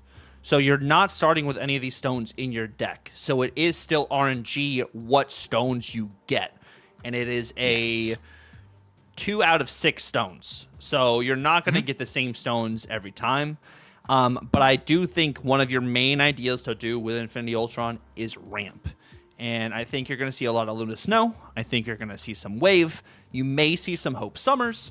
But I think a ramp Surfer style is what some people might do, or just a ramp in general kind of situation for Infinity Ultron. You may even see some Misery stuff to be able to get some of this power all over the place. Wiccan also is a good shout too, but maybe a ramp into Wiccan. I feel like you want to get this card out as close to turn 4 or earlier as possible in order to maximize your stones and have value later in the game. It's not a bad turn 5 by any means. But it's going to be good. I think it's going to work. I think it's the worst on turn 5. You think it's the worst? Maybe turn 6 is still worse. Yeah. But, like, again, ignoring turn 6, I think turn 5 is actually a really bad time to play this card. If you don't have Quinjet. Yeah, if you don't have Quinjet. Totally. Or Arishem. It could be an Arishem card, too, which... Suburban? I don't say that. But... We don't say the A word here, please. Anyway... Yeah, I definitely think you need to ramp this card out in some way for it to really be good. But I think as well, like I feel like you have to ramp it, and also you get the RNG of which cards or which stones you're even getting. So So this is a card I think I'm really stoked about. I think there's gonna be a lot of different possibilities, a lot of stuff to mess with. But I also don't think it's gonna be that bad because it is just so like there's so much stuff you can be doing. And like, I just thought of this too, okay? And like, I'm already trying to cook here, right? So like, you're thinking of Wave, you're thinking of Luna, also Electro Blink is another good way. Electro Misery, like just having extra energy to be able to do more stuff with the stones. Like, it's gonna be really cool to see what people build with. I know Husky's probably gonna do some Electro. I like the fire hair electro stuff there. I feel like that's a real potential because then you can also destroy, because those Infinity Stones, you obviously, a lot of them you want to have happen twice. Yep. And so it gives you a good like payoff for that. I also feel like for some of them, you don't really want to have a lot of full locations. And then there's the Soul Stone, which the Soul Stone feels like such an odd one out of all of them, by the way. I don't know if you feel that, but like if I'm looking at all the stones, we're not going to rank all of them here. But if I'm looking at all of them, I'm like, it feels like the weirdest one out of the whole situation. Yeah, there's a Sarah bundle coming out on April 8th. Luna bundle. Sorry, Luna bundle. Sarah is, I don't, like, when you play it. If you can ramp out Infinity Ultron and then be able to play Sarah on 5, or even you ramp out Sarah earlier and you're able to play Infinity Ultron, then you can still... Yeah. I feel like that's, I don't know. I feel like I would rather have, I feel like there are 2 other cards I'd rather play on that final turn than trying to do Sarah early. Maybe it's fine. I don't know. I don't know enough stuff to say anything for certain on this. But again, this feels like a really fun card that as I'm looking at, I don't know what the correct answer is. I think Surfer, because I don't have any... I don't have any real plans on that because I'm not smart enough. But I think in general, this is going to be a really sick card. Yeah, I'm very, very excited to see what happens with this card. And like, I think it is going to build a variety of decks, which is like what we liked with Thanos too. Like Thanos, there were different tiers of Thanos, which is cool. And there still are different tiers of like Thanos, like different ways you can play the card, which I like. And I think you could totally play Magic with this card. Magic's a good shout, yeah. And I think Magic allows you to get more value with the stones potentially too. And yeah, did we forget any other rampers? Just making sure. I feel like we've gotten called out by chat for every single ramper we've mentioned so far. I'm just making sure. We haven't talked about Psylocke. You could even all right, no, we're good. Then Jubilee. You could Jubilee to potentially get. That's a better option. Yeah, I'll take that. Or Iron Lad. We said Hope. Okay, let's go on to the next card we got to talk about here. Blink. And then the next card, of course. So like this card, I will preface. We do have Strange Supreme. Strange Supreme is the next card. And what I was thinking about this card was like it only worked with cards in this card's lane. But that was a thing at first. Yes. There was a version that had that. But now, after watching the video, we're talking about the dev video here. If you just don't know, right now, Strange Supreme is a 2-cost, 2-power card. Gains +2 power from merging. End of turn, merge one of your created cards into this. And this is a global merge. It does not matter what lane your created cards are on, they will be sucked up by Strange Supreme. I was like, yo, this is crazy. Dude, this is the suck of the cards. I'm so stoked. Oh my gosh, my internet's dying again. That's so crazy. Okay, well, we got the vacuum Strange. Sorry, what? Oh, wait. Okay, cool. You did hear me. Sorry, you were like completely stunned there and so quiet that I had no idea that you even heard what I said. My apologies. Oh, and then it gets +2 after the big suck. So like it's very after the big suck. So this card is going to be very, very, very interesting and paying homage. So like this card can get pretty huge, and like it's anti-clog. It is anti. Can it get as tall as you? He could get pretty big. It's a mega grower. Right. You're like you're 7 feet 9 inches. Anyway, I think Strange Supreme's gonna be. Yeah, it is the 9 inches. Anyway, sorry, you have really small feet. That's all we're talking about here. Anyway, I think Strange Supreme's gonna be really fun. I love the idea with this. I feel like, so one of the first things when it was more locational, when because I was a previously Dynamite version, I was thinking Thanos, but now with this like across the board, you kind of have to hope it doesn't hit your Power Stone. Or right, you let it hit your Power Stone, and you let it hit it, right? Maybe that's just what you accept it. So, and Wait, if it merges, it doesn't let you get the power of it still, right? Like the ability is gone at that point, correct? It's just because that's how Blob works, right? No, it's like Blob. Yeah, it doesn't work like that. Yeah, it wouldn't be like, oh yeah, you merge with this card and then its ability goes off again. No. Okay, cool. Yeah. Or so that makes sense. Yeah. No, I think it's gonna be a really fun card. The amount of possibilities here are gonna be great. I think, and I don't know what you've talked about in terms of like where this card's gonna exist. Here's my prediction. This is the return of Clog. Return of your own Clog, as well as potential just even like hand buff in a sense. Like, yeah, he can absorb Broodlings, he can absorb Sinisters. Like, there's a bunch of different ways I think you can mess around over here, and I think it'll be very, very interesting. As not necessarily it can be a Clog for you, but it's also a good anti-Clog card. Which like you just throw your Strange Supreme if you're in a really bad Clog pocket meta, and you let him just kind of go to work instead of having to play Destroy. I love it. Yeah. No, this is the answer to, I think, Clog, as well as being a great card for Clog. What is it? Don't worry, we've seen the other stuff talked about, and we will be talking about the other updates that have come out in regards to snap packs and such. But I don't think we're done with the cards for this season. Yeah, or for the coming season, whatever. We do have this card, fortunately, was changed from its original data mine, where it felt more limiting. I also didn't like it. Yes, because it said the previous version of Hydra Stomper was a 3-1. So yes, I know that Strange Supreme only works with your created cards, but as soon as your opponents send over a rock or something like that has clogged your side of the board, it now works. Anyway, so with Hydra Stomper though, at one point I believe it was a 3-1 that said ongoing +1 power for each time you moved a card this game, which I didn't like because I questioned Bifrost. I questioned, like, do you have to physically do the movement, but does it count if you move your opponent's cards, so on and so forth? I feel like there's a lot of questions potentially there, and this is going to be a very fun one for it, because it's changed now to being a 3 cost power card, ongoing +1 power for each time one of your cards moved this game. Yeah, and I think it's really interesting at the 3 cost card slot, just to kind of think of that kind of perspectively. But I do like, especially since it's ongoing, it'll accumulate through the entire course of the game. So you don't just have to throw it down immediately. You can play it potentially later on, which will be really nice. I do like that aspect. And I think this card does get better in May if Zorn is still data mined the way he is, moving 3 and 4 drops, just to have you another enabler. So I DM'd you this, and I'm going to ask chat. If you watch the dev video, the artist inside of it, he goes over what he does for making new art, and he shows us his sketchbook.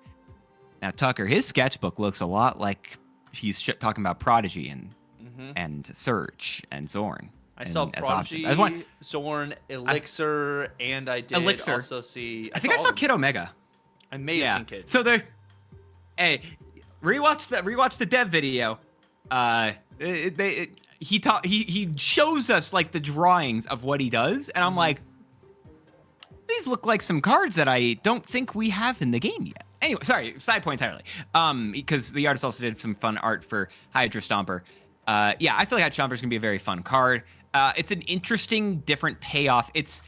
They're giving us kind of just like, hey, no matter what deck you're running, you kind of just have like a potential, like an ongoing card that just gets benefit for all of them. You've got a Null, you've got a Morbius, now we've got a Hydra Stomper, now we have a Goliath, now we have a Gore, right? Like, what else do we need to make sure that, like, no matter what's happening, we're getting that style of card where it's just, we get a payoff somehow for every single card that, or every single style of deck that's going to happen. We need one for how many cards you've stolen.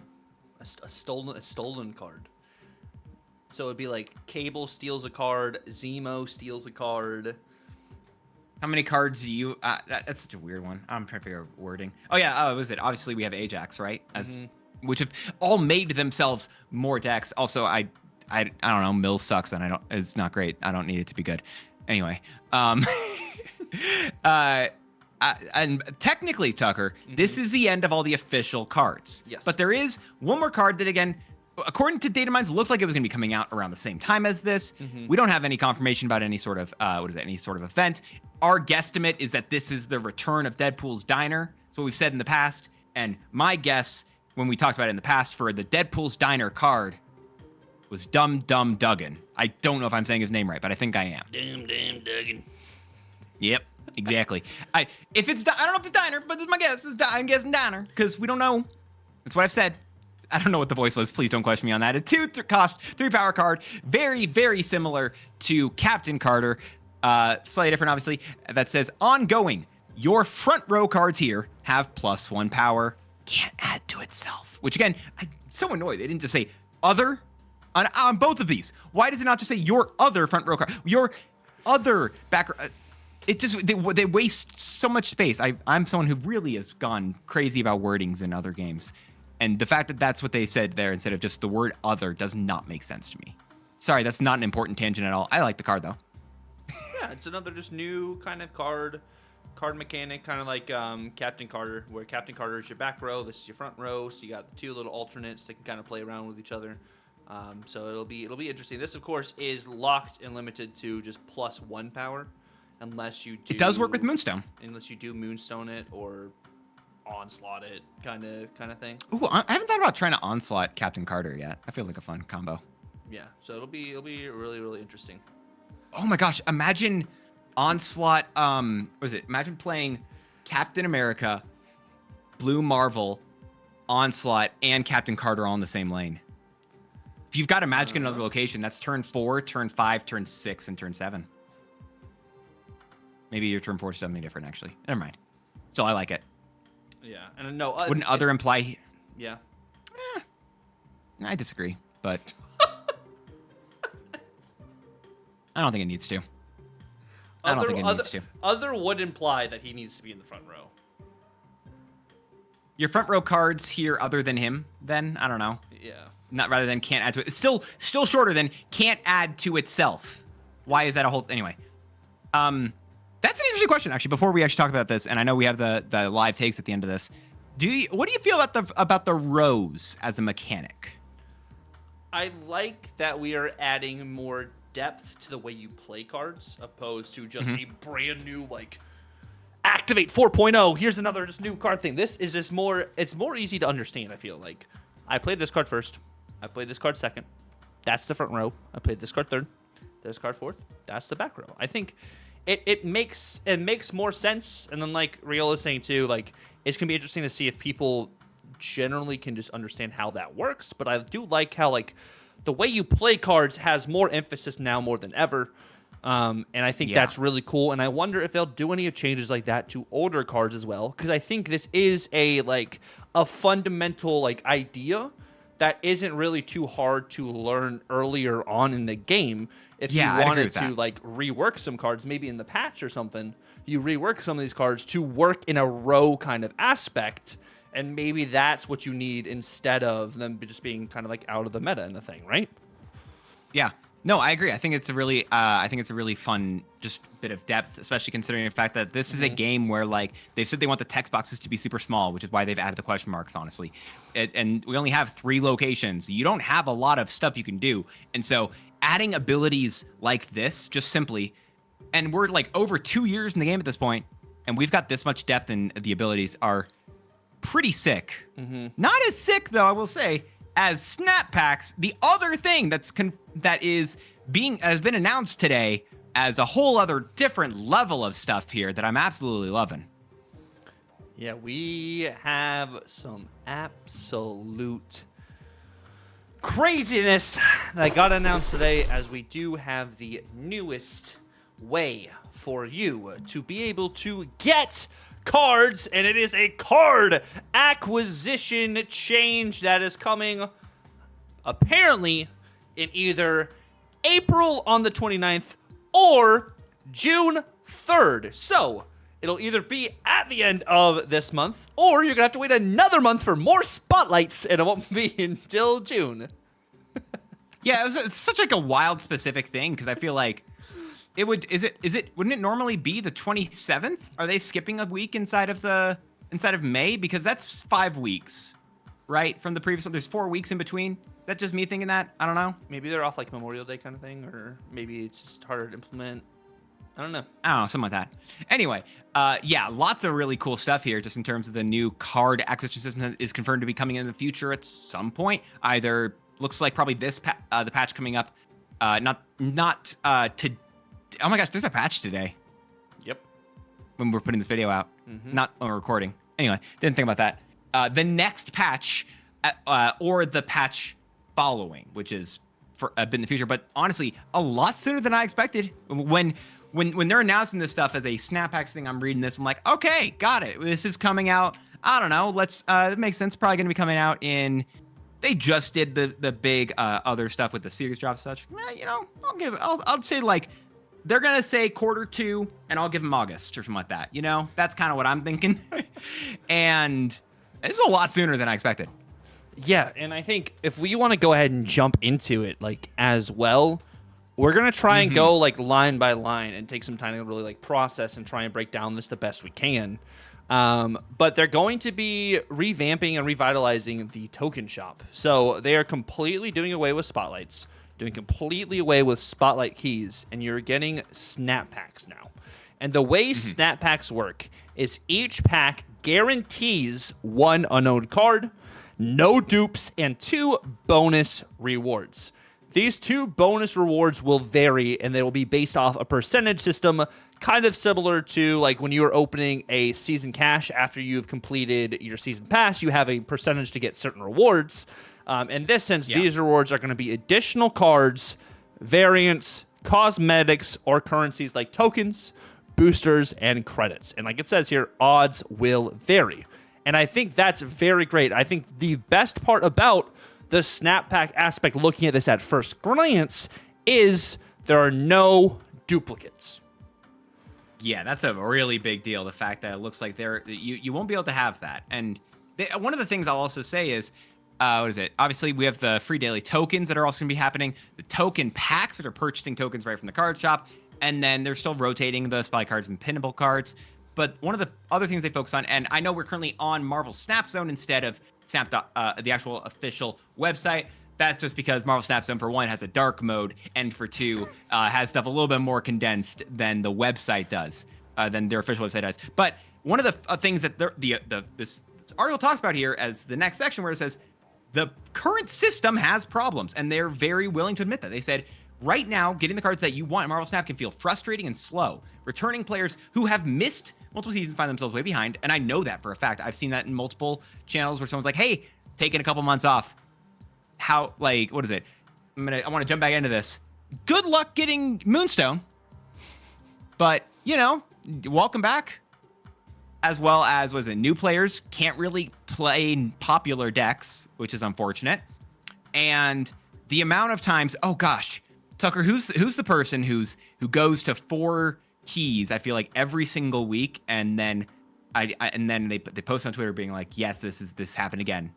I hate my life. Not exactly word for word, but is it Gregor? Is it Gregor who does that? Or is it Doug Pie? I think it is. All the love to both of them. You're amazing. No, Gregor likes to go for the variants, so I don't think it's Gregor. It might be Doug. Is it Doug? Okay. I think it's Doug. I don't remember, so forgive me if I'm incorrect here, but that is something they're very blatantly willing to say about that, which for one, mad props. And I also, as we continue going through these, all this stuff, amazing details and so much stuff that they talk about just on their own end. And it's just going in from other games just to have this much detail about their logic behind all these changes is so great. I love that a lot. Yeah, they're talking about you're going to have greater control over the cards you earn. You're going to catch up faster and cheaper, which I want to put emphasis on cheaper. And it's going to be a smoother collection journey. And as the article does continue as well, Snap Packs will help you chase the cards you want by offering 3 different types of packs that you can open. The first one is going to be the new Series 5 pack, which includes all Series 5 cards from the current season and one previous season. And the way I read that, that pertains to last season. So they actually did even specify that currently inside of the Discord. I saw that in the team answers post. They said, what is it? So I'm just going to read this directly from the Discord server, just to make sure I'm not misquoting anything here. When it says that you get from either one previous season or from two previous seasons, does that mean that the season's right before the current season at that moment, or a picked season from any time? For instance, we are currently in the 1 million BC season. Or, would it allow you to get cards from the Captain America / Thunderbolt season, or a random season from the past, such as, let's just go all the way back, give you the Savage Land season or the Thor season, something like that. Hopefully, you can sum this up. It's chronological, so it's going to be the current season, the last season, and then the one before that. It's not random, not chosen. It is apparently in that chronological order, which is a very big deal. Okay, so that is really good to know. It is chronological order when it goes to one previous season. Yep. What is it? It's a very, very big deal. Not to mention, obviously, then you go to the Series 4 packs, which includes all Series 4 cards. This is a big thing we'll point out. I'll go back to in a second. All Series 4 cards from the current and two previous seasons. The card pool updates each season. So at first, doesn't feel like we're going to have a lot, because also, Tucker, it seems like something that I know has been a pain point for you, and I said was never coming back. So my words, here they are. Let me eat them real quick, as I say that they never would do direct-to-Series 4 cards again, Tucker. We should be getting more direct-to-Series 4 cards, which the only direct-to-Series 4 cards we've had have been event cards from the past 2 seasons. And then I want to note, I did say 3 different types of packs, because this last set of packs is 3 similar types of packs that fall under the same category, where it is just separate packs for Series 4, Series 5, and Series 3, what contains all the cards not included into new series and cards above. That's why I separated them that way, knowing it is still 5 different sets of cards, but it's 3 different types, or 5 sets of packs, but it's 3 different types of packs, is the way I was saying. So those are also a different, also a fun different style of packs that they mentioned later on. We'll get to those. But obviously, that's, getting you more control over the cards you earn, which seems good. Yeah. But the biggest thing that I feel like a lot of people are going to be focusing on here is you catch up faster and cheaper than before. Mm-hmm. Which, if you look at this, they say straight up, not only can you target older or lower series cards, but they'll be cheaper than buying individual cards. Which is very interesting, because normally a Series 5 card is 6K tokens. So I'm wondering how close the metric is. Is a snap pack going to be as expensive as buying an ultimate variant? And are ultimate variants going to continue to be almost as expensive as buying a brand new Series 5 card? Like, that's another thing that's on my radar. Like, how is that going to work? But I am glad that they are going to be cheaper than buying the card for whole, because you're still risking not getting the card you want by opening a pack. Yeah, and I feel like that's a big question right there, just nonetheless, because, I mean, for what's worth, they also say, gone are the days of just missing out on a spotlight card from the previous week and being filled with regret. The new series packs will contain all the cards from the current and previous season, allowing you to wait until the moment is right to try to grab the one that you're looking for, which will also be cheaper than just buying a featured spotlight card directly. If you have all the cards from the current and previous season, the newest spotlight card will always be an automatic pull and at a discount, Tucker. Now, that's an amazing... So, just to be very clear about that, let's go for us, Tucker. Let's imagine that we've got, as we do, Tuck, we get the cards with either we've done the keys in the past, we've done tokens, just directly buying them, and that's it. And then when the new card comes out, we typically just spend, I spend 6,000 tokens to get the new card just immediately. And that's just, that is what it is. But at least for myself here, who is continually be collection complete, these series packs are going to make it so that it doesn't matter. I get the new card immediately, and that's it. For cheaper as well, which again, we don't have the details of how cheaper that is, but that's a big deal. Yeah, no, that's a really big deal. Guarantee, so you're not wasting as many resources, unless of course you were aiming for some of the other variants, like originally in Spotlight caches. And then yes, there are other bonuses you can get as well. So it's gonna be interesting to see like the percentage what you get with said bonuses and everything too. And then also, since you are buying these with tokens, they are adding a token pack which you can purchase with gold, which of course is a resource you can earn in the game naturally. Of course, it's going to be slower rate to earn gold than it is to get tokens, at least from the way we're looking at it right now. But that'll be interesting, especially with, the spotlight caches going away and stuff. And that also, I think, is a big deal because one of the big things I know that they had said whenever the game first came out was like, you can't buy all the cards day one. And in all honesty, Tucker, that's kind of been a pain point for people. Yes. I get it. I get that people are as the initial hype of this dies, I'm going to call it a week, or maybe not even a week, maybe a couple days, because the internet, it moves quickly. A couple days, people are going to say, like, they're going to show just the clip of, like, imagine not being able to buy all the cards day one. And as we're 2 years into this game, I think it's a good thing they're moving away from that. Because I don't think that's the right place for this game to exist at. I think that it is, in my personal opinion, better when you can just buy those new cards. Because if you're a new person wanting to jump in this game, it sucks having to be like, hey, you have to wait. Go ahead, finish off your games where you're thinking playing Cyclops on rate is the best thing you can be doing.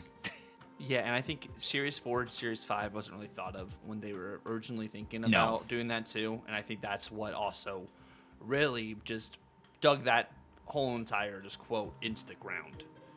And I think that's why that quote just like is not applicable anymore because of how many cards are in the game and how far people are behind. And I think this is a really good hypothetical because we haven't seen, of course, in action kind of idea to be able to kind of fix that and potentially get more people back into Snap. Yeah. And then not only that bit, obviously they say it's going to be a smoother collection journey because we're removing spotlight caches, which, by the way, as a precursor, they don't talk about spotlight variants. Just going to throw that out there. But the spotlight cache system is being retired. All the keys will be automatically converted into tokens, 3,000 keys per token, as well as when you would typically get a spotlight key on the collection track, that just turns into 3,000 tokens instead. Which, by the way, a mobile game simplifying their economy and making it better for the player base, let me tell y'all, that's unheard of. That's insane. Straight up. But not only that, obviously, you can, previously spotlight keys and tokens were only able to be used on predetermined cards that were available in the spotlight caches or random ones. Well, they still will exist, apparently, which we'll have to see exactly how that looks in the future. You can use your cards to buy the new and the old cards from any series you want to at any time. Yeah. That's a big deal. That's huge. And another great thing is if you aren't Series 3 complete, they are not changing the way that, like, you can get Series 3 cards on the collection track. You'll still be able to get them the same way, but you also will have packs to be able to get these Series 3 cards now, too. Yeah, that's going to be very insane. I'm absolutely stoked by this stuff. And then just as a little bit of a cherry on top, as a final point for this bit, they do say that, to top it off, they are they're going to be doing custom packs potentially regarding to just maybe an X-Men theme, a discard theme, creator deck of the week, so a bunch of stuff like that. So snap packs have a big evolution, a lot of stuff that can be changing over time, which is really sick, really exciting here, Tuck. Yep. Yeah, there's a lot to kind of go off of that, like being able to kind of pinpoint what type of cards you want. Like you're seeing that with premium mystery variants in a sense, with you have the option to get a percentage of the premium mystery variant for the album this week. So like they're kind of adding that concept to the card acquisition, which is going to be very interesting to think about. Yeah, it's gonna be sick. I don't know. I'm very stoked about this. In general, this seems like a W of an update. I don't see how this can really be bad, honestly. But I don't know. I kind of want some bad takes. I don't know if you do. I want some bad takes, but I do want to say I think this is me just freaking tinfoil hat theory with the Spotlight variants. I'm wondering if when they tested re-releasing Spotlight variants to the shop and they had them at the 2,400 gold price point, if that might be what they do for Spotlight variants for cards, there's going to be more of a premium, kind of like the Collector's Vault and how that's been kind of successful for them. Like, I wonder if they'll have a new premium line variant for some of the new Spotlight cards, which I hope they don't. I would rather them be, the super rares.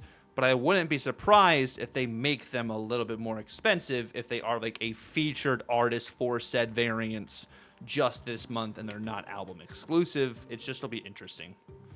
I could see them going to the vault. Yeah. That's kind of where I'm at with it, where I feel like if they change them, I feel like they're going to the vault. Yeah. That feels like where I'm making the most sense on it, but we don't know for certain there. But yeah, there's a lot of good stuff, I think. Though. I mean, I like this, obviously. I think there's much more good than bad. Yeah, I'm very, very interested to see what happens. We're alleging that a dum-dum. We don't know if the Deadpool's Diner's happening, right? But I'm going with the logic there. I'm gonna go Infinity Ultron. That's my number one. I'm writing this down, so forgive me if I'm not gonna be looking. Go ahead. I'm gonna go Infinity Ultron. I'm gonna go. I think I go Infinity Ultron. Goliath. I have all mine ranked already, so I will give you my rank after this. Then probably. I'm gonna go Captain Carter.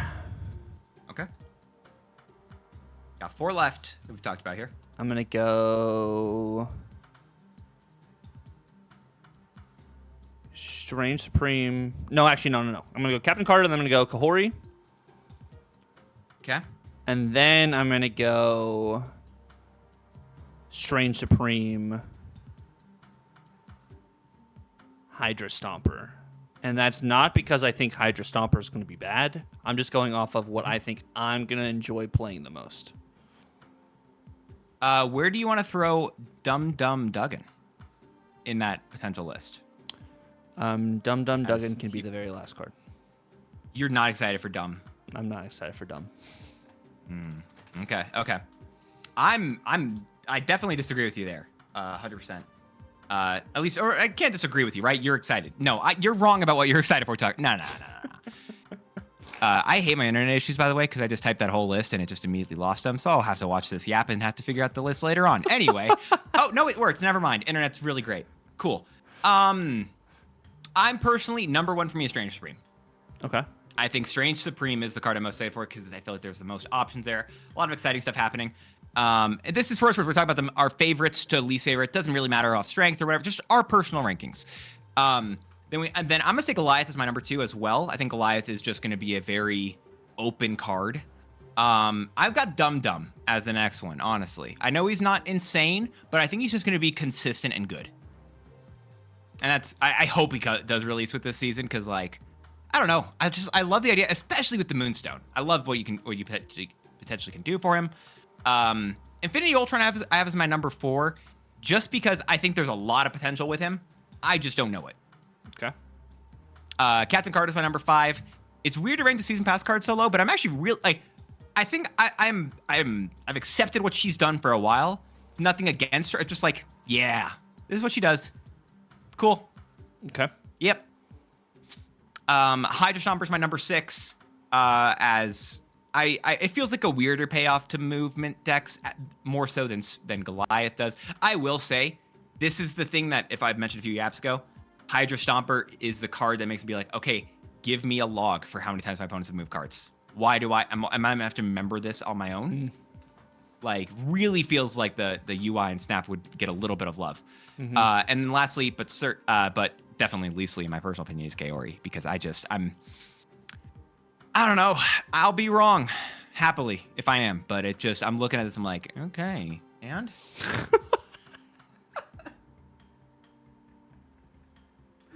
okay, I like it. I like what you got with your list. They're very stark, different lists because we do have very different kind of play styles. Guess what? We're different people. We don't have to agree on everything. Yep. That's what happens. Part 2, ask a question for May. We're gonna hold it back on May for now, I think, because there's enough other stuff here. We want to get to a lot of other questions. Elixir. There you go. We might rate the Infinity Stones. I don't know. We've got a lot of other stuff here. Speaking of White Wayne Brady asking, Tuck, when will Agatha and Infinite finally get the buffs they deserve? Now, I don't have proof this was not Super Tech God hijacking White Wayne Brady's account. I don't think either of them need a buff. I could see an Agatha buff. but I don't think it already so many times. Yeah, but also so is Loki, and why they keep wanting him to be playable. Well, one of them is booster farming, one of them's not. You can't booster farm with Agatha. Yeah, well, people still try. Right? Whatever. All right, it's fair enough. Fair. You know what? Fair enough. Give me another question, Tuck. The next question we do have is Waffle House order. Oh God, I haven't been to Waffle House in a second. Oh my gosh, I haven't had it.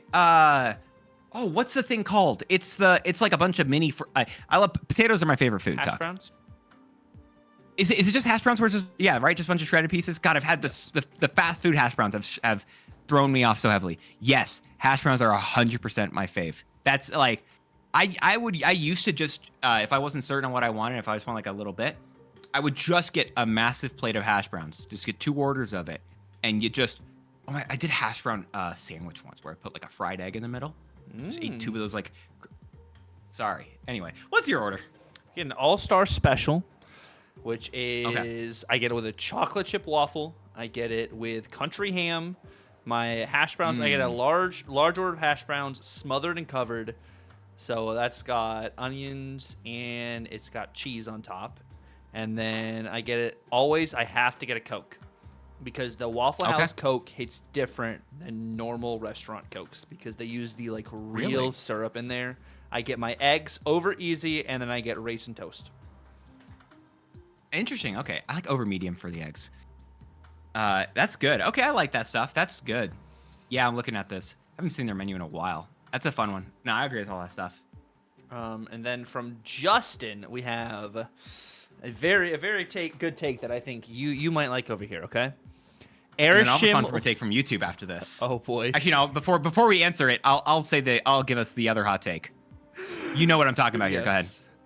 Airshim will never be solved. It's a card that is inherently against the natural flow of the game. They'll need to either rework it completely or allow it to be a pain point. I'm gonna give us the hot take from on YouTube because we asked on the last week asked y'all for your hot takes. We said. It was said from LF Animes 333. Airshim needs to be buffed. The archetype gets a lot weaker with power creep, and it's sad to see it becoming irrelevant. Now, not to just completely ignore what you said, I don't think that's sad in the slightest, but I do really agree with what Justin said. It's a very hard deck to correctly balance. Honestly, if you want it to be I don't want it to be a deck in the slightest. I would be fine if it just never existed in this game, and if there was an alternate universe, right, for the what if, right, as this next season, what if Airshim never was added to Marvel Snap? Oh my dude, I'd watch that. Seems better than the majority of season 3 and season 2 of What If, actually season 1 as well. But it's just what do you think about that, though? On either parts of the Airshim areas? I really wish that Airshim kind of just became a separate mode where you could just like complete your daily missions and your alliance missions and stuff, and you play a random deck, and then you also get Airshim and like the spawns in random cards. Like I think that would be fun. I don't like Airshim as a card in normal Snap. I don't necessarily think the card has to be removed. It's a very major feels bad to play against. In my opinion, I just don't like playing into Airshim. It's definitely better now since you can't get duplicate cards from Airshim. I think it's more fair in that sense.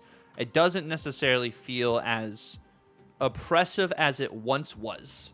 And I do like how it is limited to getting the extra energy until turn 3.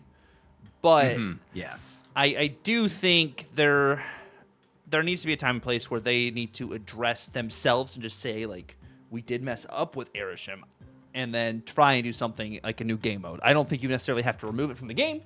I understand the pain, and like I've had a bunch of pain. I wouldn't mind about. Let me just say, I wouldn't mind it. I wouldn't mind it, but it's just another major feels bad, and I feel like it could get hit maybe another time to make it change even more, or just a different rework. But I don't necessarily think it ever needs to be buffed again. I agree. I don't think it needs to get buffed in the slightest. I get it that it's like it's less popular right now, but I don't think I don't think it's a problem in the slightest. I'm not in. You can't personally convince me that Arishem needs to get buffed. I don't know. It's again, this is according to Untapped stats. If you're looking at popularity, I believe it's the next to Khonshu, which is the new card. It is still the most popular deck in the top 50% of Infinite at 5%, which is that's 1 in every 20 games at minimum, which is honestly very far down from what it was previously, which is probably goes into the logic of why they maybe want to see the card get buffed. But that does not mean the card needs to be above that player. And that's according to public stats. So say what you will about public stats being correct or not. I agree that if they ever really want to make or to address Arishem, I don't think that it's going to take, I think it's going to take a lot more. Yes. But my apologies. It's actually 5.5 because there's a separate category for Arishem Thanos. So my apologies there. Anyway, it's. Oh my goodness. Yeah. I just don't think it's just not a fun deck. Yeah. I don't know. And then moving on over to our next question, we have from Unpaid Mod. It says, given Second Dinner usually nerfs cards with high play rate, why do they let Shang-Chi reach a 50% or higher play rate without any changes?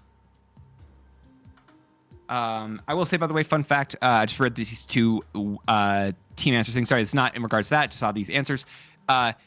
Spotlight pinned card prices are not changing. 6,000 tokens for Series 5, 3,000 for Series 4, 1,000 for Series 3. That's in team answers, as well as the collection level. That is going to be the exact same amount of time for you to get those extra 3,000 tokens. That is confirmed, officially from Second Dinner. As we're doing this, because again, we are recording this on Friday a lot later than we normally do, but we're doing it very purposefully. But it's weird. So, they've answered this question, I think, last year in December. They said, the team has made it pretty clear they do not like it when one single card has monopoly on a specific slot in every deck. Silver Sable had been nerfed at the time, and Nocturne has just been nerfed. Though, how far did this philosophy stretch when creating and reworking cards? When it comes to cards like Shadow King, Cosmo, and Shang-Chi, or even Alioth, does the fact that these cards interact directly with the opponent make their general utility more acceptable? So there is Glenn said very specifically that if the card is the best at a specific role, because if a deck isn't interested in that role, then it doesn't matter as much that one card. That one card is the best. Words, whatever. Conversely, if two cards are equally good at a role, then 12-card deck means players are incredibly likely to see one of them, reducing diversity another way. Take Shang-Chi, he's the best at what he does, but not every deck wants to use that effect. But if we made a card that said 4/4, on reveal, return the enemy card here with the most power to your opponent's hand, that would warp the metagame significantly around such decks having two effects that punish single high-power cards. So essentially, the more specific a card is, the more strength it's allowed to get, the less likely we are to deliberately overlap it with another card. Generally useful cards that give you a lot relative to their cost, you either have some side of downside or find exactly the right spot. So for what it's worth, technically doesn't answer the question. But at the same time, I would say that there is... I think that he has existed in a place where they want him to be an answer that just not every single deck has to exist in. And people don't have problem with Shang-Chi, as Metallico's saying. And I get that. I don't like Shang-Chi as much as other cards because I just don't feel like he is fun. Feels like when your opponent's trying to build a sandcastle, the rudest thing to do is to kick theirs over with a Shang-Chi. In my personal opinion, it's a lot more fun to build up your own instead. So, I don't know what the answer to the question was at this point, but in my opinion, it's just like, I don't know the exact answer for why Second Dinner leaves it for so long, but it's apparently filling a role at exactly what they would like it to do. Yeah, no, I think Shang-Chi still is like a necessary evil. Maybe his play rate is too high because the meta is just at that place right now where everyone is just playing a lot of just big power slam level cards, and there's not a lot of Cosmo in a sense. So like you're not necessarily not running Shang-Chi instead and playing like a Juggernaut kind of thing. I think Priority is also just really popular right now, so that's why you are playing the Juggernaut. Sorry, in order to like dodge the Shang-Chis and everything. So like I feel like as the meta gets more power heavy, that's why Shang-Chi's value continues to increase. And the decrease to counters to Shang-Chi really allows Shang-Chi to run wild the way he does, because no one, like I said, is playing Armor or playing Cosmo or Eliath even. If anything, it's just like a Juggernaut. Yeah. It's kind of just where we are with that. Yeah. I'm gonna skip past a comment or two. But as we're kind of getting closer to around when we said we wanted to hit that 2-hour mark for us here, looking at a couple other questions, and this is one that I feel like I'm just gonna skip past one that I've said before. This is a very interesting hot take. Normal Ultron is better than Infinity Ultron by a mile, from Metallico. Or do you agree or disagree? We haven't seen Infinity Ultron in play at all, so like it's kind of hard in theory. But Metallica is a very well-renowned Patriot enjoyer and loves to play Ultron. So another reason why I love how you're gonna say that. So you're just saying this is bias. They're wrong, right? Is that what we're gonna get as a TLDR at the end of the statement? I just want to make sure. I want to have you on the record saying that Metallica's wrong. As you can't escape them, Tuck. This is live. They're still in the chat. I think Infinity Ultron will be better than normal Ultron. But I think it is just. Yeah. I think that's where I'm at with that. Where that's a take. You have no basis to stand on. I think. But I'm not going to say you're incorrect or correct. I don't think there's a basis to stand on there. Oh man. Yeah. There you go. What is it? Well, no. Infinity Ultron does not add any cards to your deck. Infinity Ultron adds cards to your hand. Yep. I did. And then Frosty said something, Dance, I think you might want to address. Did I want to address this? He said, just cause Dance is here, live, in the flesh, Luke is fine. No. You know what is fine, though? The Twitch channel that this is currently being streamed on, twitch.tv/Tucker, TUCCRR. Absolutely great place. And if you are not following right now, if you're not subscribed right now, make sure you go ahead, you drop your follows, drop your subscriptions down below, because my man Tuck, he deserves it. He deserves all of possible for hosting this on his YouTube channel, on his Twitch channel every single week. Absolutely great stuff. Not on his Twitch channel every single week. We're not doing this live every single week. But absolutely a great guy. Really love hanging out with him. And if you're enjoying hanging out with him, make sure that you're following him over on his TikTok, over on his Twitter as well. Tucker, TUCCRR in both those places. And on YouTube, it's @Tucker. So everywhere that you can, make sure you follow, make sure you subscribe, because he deserves it everywhere. It's an absolutely great place to be, a place that I enjoy getting content from, and you will as well. But guys, you guys know the drill. Before you can even press any of those buttons, whether it is a follow, a subscribe button, I want you guys to hold down and just wait a second. And I don't want you to click just yet. I want you guys to type instead. I want you guys to type in twitch.tv/notmydance. I want you guys to hit enter then, and I want you guys to follow Dance. If we could also get a shout out for Dance here on Twitch as well. If you guys all could click that follow button as his name does appear here in Twitch chat as well. If you guys could also subscribe to him on YouTube, which will also be youtube.com/@notmydance, as well as his Twitter and Blue Sky, which will be under the same exact name, twitter.com, x.com/notmydance, bluesky.com/notmydance. He's got all of the content as well. Absolutely fantastic guy. He is well-renowned variety guy. Absolutely beautiful. I mean, you guys see his face right here. But please hit my boy up and follow him on all of his platforms as well. We do appreciate you guys watching the live yap here right now. I know we didn't get to every single question, but we did run through a lot of stuff. And if this is something you guys would like to see more of, let us know, and we could potentially do this more often. Maybe once a month, potentially. Who knows? But we want to hear feedback from you guys, of course, when it comes to the live yap. Maybe this is something we do before the new season each time. I don't know. But like, there's some different way we could find out how to make this work. Very simple way to let us know. Comment, for one, and for two, like the video. And one of the things that actually matters even more so for what it's worth than liking the video is share the video. If you enjoyed this live version of it when the app goes live, make sure you share it. Let your friends know, like, hey, this podcast is pretty cool, and they're considering if they want to do it live. So they want to know if there's going to be interest in that. Give us that feedback, because that's actually one of the best ways we can receive that type of stuff. So in general, we'd love to know it. I do think there's been a delay in the last episode on the audio platforms, because like I said, my internet's been hot garbo all week, and it got corrupted. So I need to fix that, and I've been busy, because I finally have internet, and it's been taking a second. So we'll hope you get to that soon. It should be up by the time at least this episode's up. Seriously, y'all are awesome. Yeah, we appreciate you guys. Also, we are going to raid into the Super Tech God as we do wrap up over here. Do a friendly battle. We'll not be doing on the wrap. friendly battle. Nah. Soon though, we may. Who knows? We might do something crazy.